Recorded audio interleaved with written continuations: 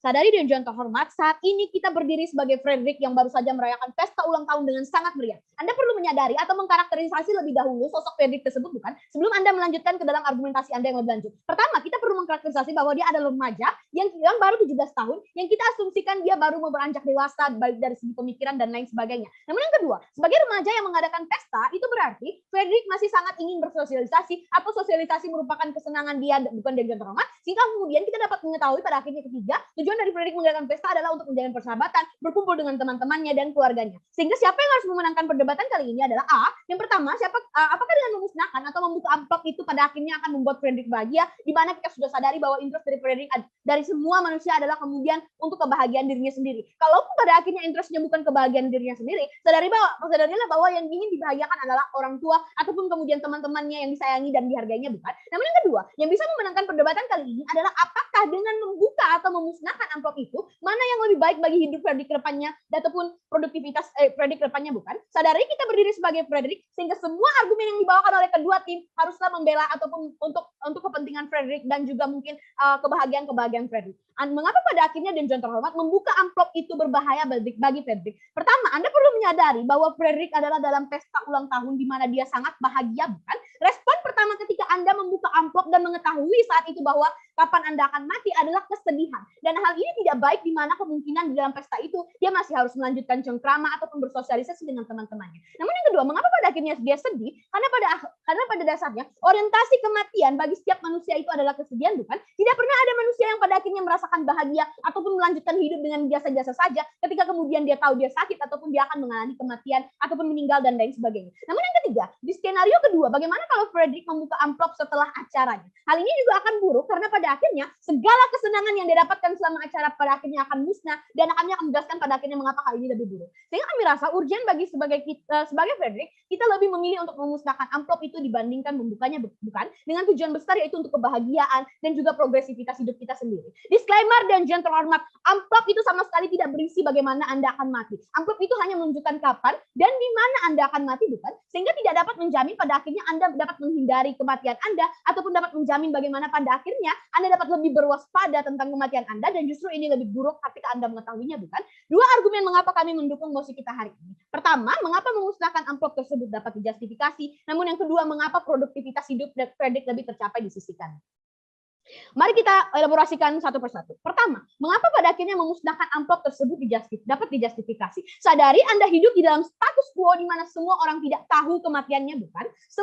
Dan dalam status quo ini semua orang baik-baik saja. Mengapa dan John terhormat? Pertama, Anda tidak mempunyai kecemasan. Sebagai manusia yang selalu berpikir dan berorientasi ke depan, hal ini akan sangat mengganggu Anda ketika kemudian Anda tahu di mana dan kapan Anda akan meninggal, bukan? Mengapa pada akhirnya kecemasan ini berbahaya bagi kehidupan Anda? Karena Anda akan menjadi was-was ketika kemudian melewati tempat yang dikatakan dalam amplop tersebut, sehingga Anda tidak dapat menikmati suasana ataupun mungkin pekerjaan Anda jika tempat tersebut adalah pekerjaan Anda. Sadari sebesar itu dampak ketakutan bagi manusia dan John terhormat. Lihat ketika Anda takut kemudian Anda menjadi tidak bisa tidur, Anda pada akhirnya ketika tidak bisa tidur Anda mengalami insomnia ataupun Anda pada akhirnya mengalami sakit, bukan dan John terhormat. Lihat bagaimana pada akhirnya gangguan kecemasan ini menyebabkan insomnia dan insomnia akan berdampak pada kesehatan lainnya. Dan hal ini buruk ketika pada akhirnya di dalam konteks mosi kita berbicara sebagai Frederick di mana dia baru menginjak usia 17 tahun. Dia masih akan menikmati hidupnya, bukan dan John terhormat. Dia baru saja usia 17 tahun remaja dan hidupnya kita asumsikan itu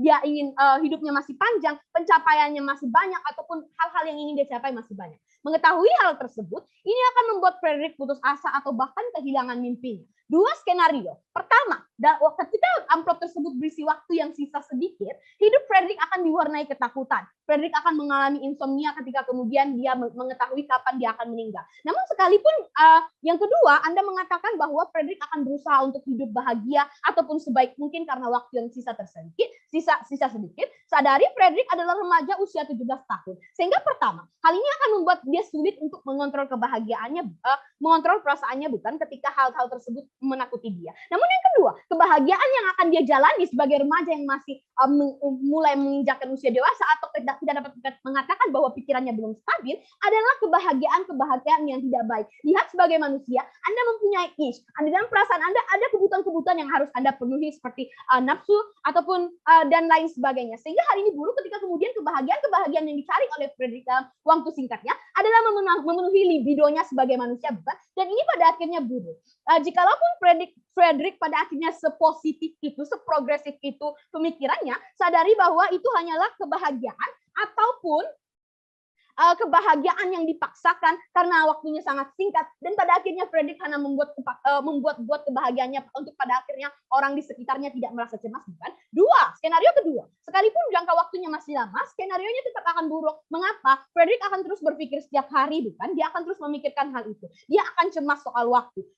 Sekalipun dia akan tetap pada akhirnya dia akan bekerja terlalu keras ketika mungkin dia tahu bahwa usianya mungkin sampai 40 tahun dan ada banyak pencapaian yang harus dilakukan. Pada akhirnya hal ini akan menciptakan produktivitas yang buruk. Mengapa? Karena pada akhirnya dia tidak melihat kesehatannya sendiri atau dia terlalu memaksakan hidupnya untuk pada akhirnya mencapai sesuatu hal yang ingin dia capai, bukan Demikian Torman. Bahkan ketika kemudian dia sangat ingin mencapai kebahagiaannya ataupun tujuan hidupnya yang dari awal, pada akhirnya dia akan kehilangan kebahagiaan yang seharusnya dia miliki karena sibuk memikirkan apa yang harus dia lakukan. Padahal kebahagiaan adalah ketika Anda memiliki teman, keluarga, tujuan, dan lain sebagainya. Skenario terburuk kami ketika kemudian Frederick justru tidak mengetahui, malah dia akan makin memikirkan hal tersebut. Kami rasa ini tidak akan terjadi di mana sisi kami tetap akan ada keluarga ataupun teman sebagai support sistemnya, bukan? Dan sadari manusia saat ini juga hidup di mana Anda tidak mengetahui kematian Anda.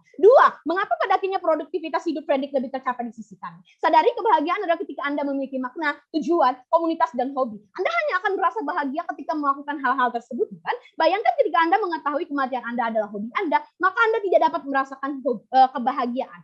Tim oposisi mungkin akan mengatakan, ya gampang saja tinggal dia ganti hobinya. Kami rasa mengganti hobi itu tidak semudah itu. Apalagi ada orang yang ingin mencapai tujuan hidupnya dengan hobinya, bukan Demikian Torman. Dan hal ini akan buruk karena pada akhirnya mengganggu produktivitas daripada hidup si Frederick itu sendiri. Sehingga kami rasa kami sudah memberikan kepada Anda mengapa hal ini dapat dijustifikasi, dan skenario terburuk kami ketika pun dia memusnahkan, dia akan tetap memikirkan. Kami rasa tetap akan ada keluarganya yang pada akhirnya akan menjaga dia ataupun membimbing dia, dan justru di sisi kami adalah status quo yang sudah terjadi dan kita dapat lihat bahwa semua itu baik-baik saja, bangga sebagai pemerintah.